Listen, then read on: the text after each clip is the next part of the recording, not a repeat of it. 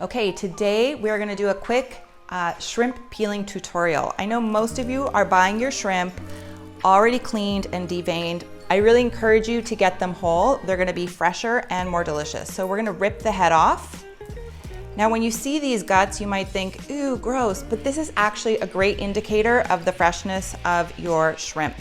And I'm gonna start to peel away the shell. Now, the heads and shells are actually really useful.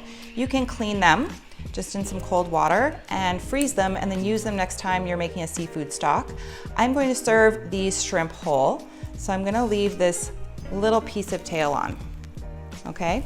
Now, the top part is actually where we have the shrimp poop. So here is my headless shrimp that I've left a little bit of the tail on because I'm gonna be serving it whole, and I'm gonna take the knife and I'm just going to drag it along the top, open it up, there we go.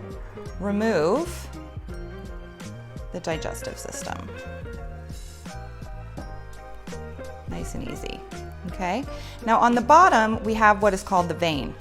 It's actually pretty flavorless, so you can leave it. I own a restaurant, and so I wouldn't want any customers to think that we had left something in, so I always take it out.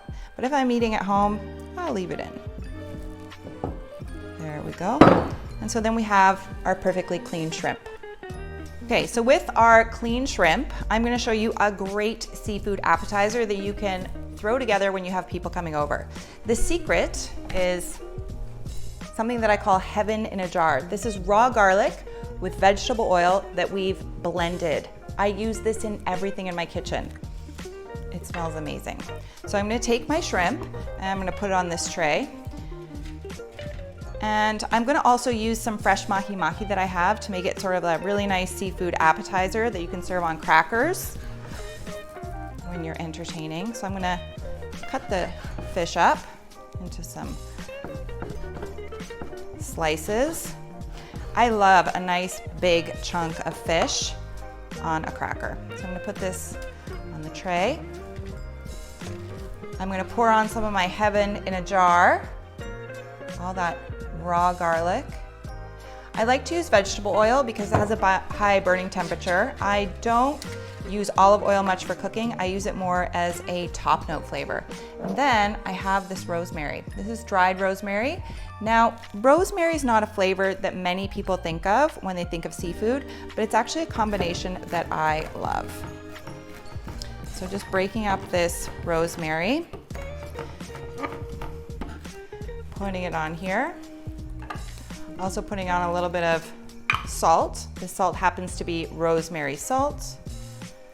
And then I'm just gonna massage this all together, get that salt and rosemary garlic flavor into my shrimp,